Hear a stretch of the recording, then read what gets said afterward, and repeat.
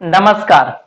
मैं अंशु कुमार बात विभाग के इस भाग में आपका मैं फिर से स्वागत करता हूं। आज हम 74वीं स्वतंत्रता दिवस मना रहे हैं, पर इस स्वतंत्रता दिवस के पीछे कई ऐसे कहानियां हैं जो मैं आज आपको इस सत्र में बताऊंगा।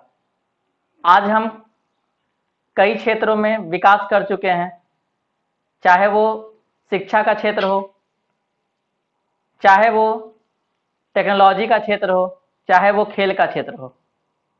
तो आज हम कोई भी काम पूरी स्वतंत्रता के साथ करते हैं। तो आइए हम जानते हैं कहानी स्वतंत्रता की। हम सभी जानते हैं कि हम 15 अगस्त 1947 को अंग्रेजों से आज़ादी प्राप्त किए थे, लेकिन यह कहाँ तक सत्य है? हम वस्तुतः 15 अगस्त 1947 को आज़ाद नहीं हुए थे।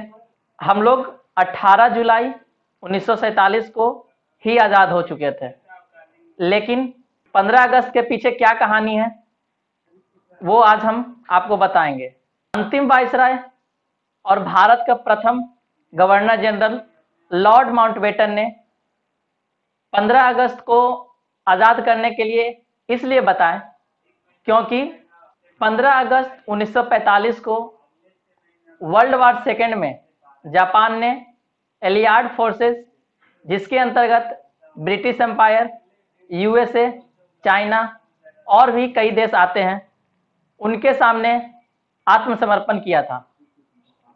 इसी की दूसरी वार्षिक वर्षगांठ की खुशी में 15 अगस्त को भारत को स्वतंत्र कर दिया गया।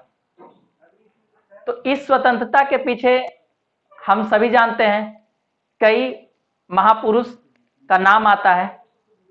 तो सबसे पहले इस स्वतंत्रता के पीछे 1857 की क्रांति की कहानी बहुत मायने रखती है, क्योंकि 1857 की ही ये क्रांति है जिसे हम लोग भारत का प्रथम स्वतंत्रता संग्राम क्रांति के नाम से जानते हैं, जिसमें मंगल पांडे का नाम आता है।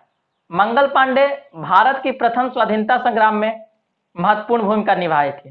वो EEIC यानी कि इंग्लिश ईस्ट इंडिया कंपनी की 19वीं बंगाल इन्फेंट्री के सिपाही थे। तत्कालीन अंग्रेजी शासन ने उन्हें बागी करार किया, जबकि आम हिंदुस्तानी उन्हें आजादी की लड़ाई के नायक के रूप में सम्मान देते हैं।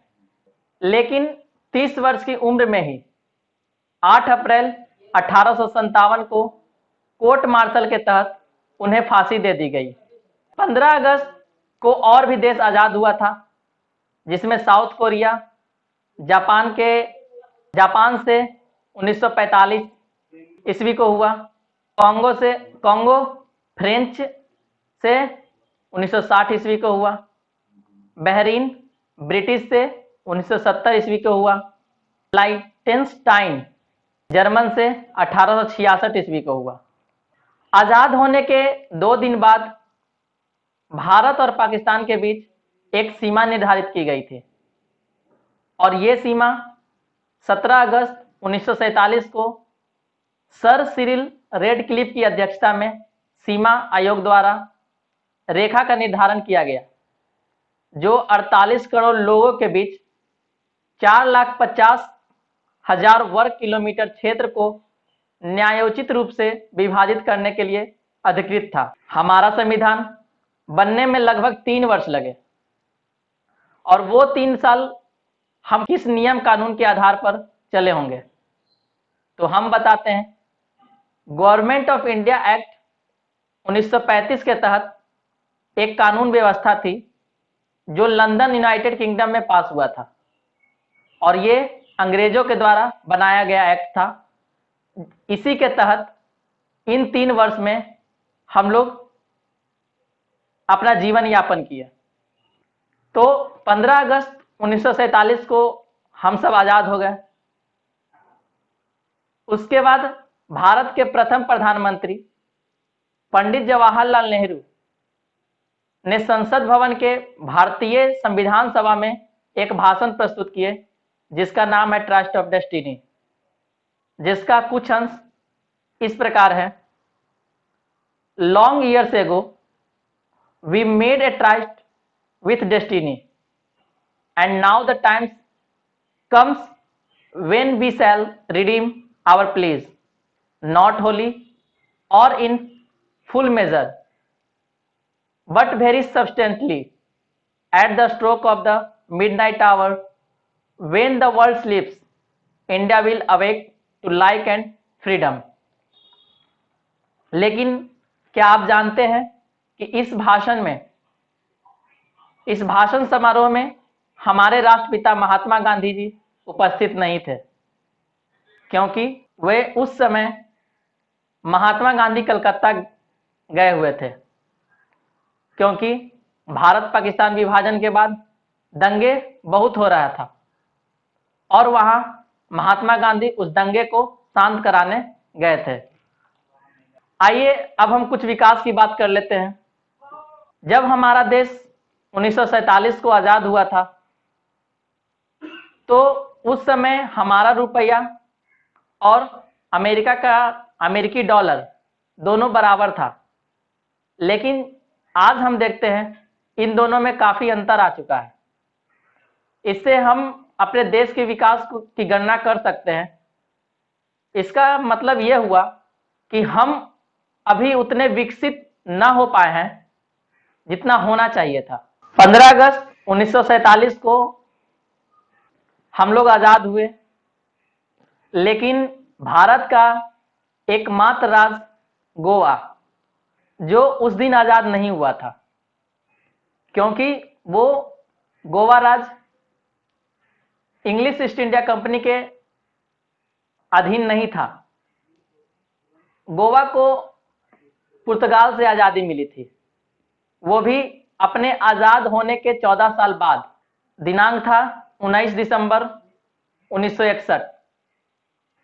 इसलिए इस दिन गोवा में गोवा मुक्ति दिवस लोग मनाते हैं। क्या आप जानते हैं कि भारतीय तिरंगा हाथ के द्वारा बुनकर ही केवल ऊन, सूती, सिल्क के बने खादी कपड़ों का ही बनाया जाता है, और ये तिरंगा भारत के एकमात्र खादी संस्थान KKGS यानी कि कर्नाटक खादी ग्रामोद्योग संयुक्त संघ के पास ही से बनाया जाता है, क्योंकि भारत में एकमात्र संस्थान KKGS के पास ही इस तिरंगा को बनाने का लाइसेंस प्राप्त है। जितने भी आप लाल किला, इंडिया गेट, सरकारी दफ्तरों, सरकारी गाड़ियां, ये सब में जो तिरंगा लगा होता है वो वहीं से बनकर आता है। ये संघ लगभग एक साल में 1 करोड़ तिरंगा सप्लाई करता है। हमारा देश ऐसा देश है जो कभी भी किसी भी अन्य देश पर सबसे पहले आक्रमण नहीं किया। इससे इस देश की शांति प्रियता का भाव स्पष्ट होता है।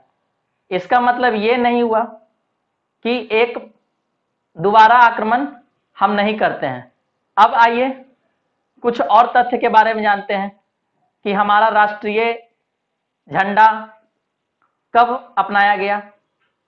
हमारा राष्ट्रीय झंडा 22 जुलाई 1947 को, हमारा राष्ट्रीय एंथम गान 1950 ईस्वी को, हमारा भारतीय संविधान 26 जनवरी 1950 को, हिंदी लैंग्वेज 14 सितंबर 1949 को।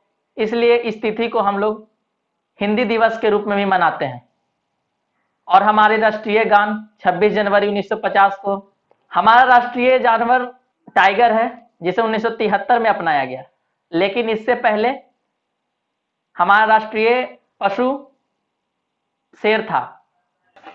ये तो थी हमारे स्वतंत्रता की कहानी और कुछ फैक्ट्स। इसी तरह की जानकारी प्राप्त करने के लिए हमारे चैनल से बने रहें और इस चैनल को लाइक करें, सब्सक्राइब करें और कमेंट करें। जय हिंद।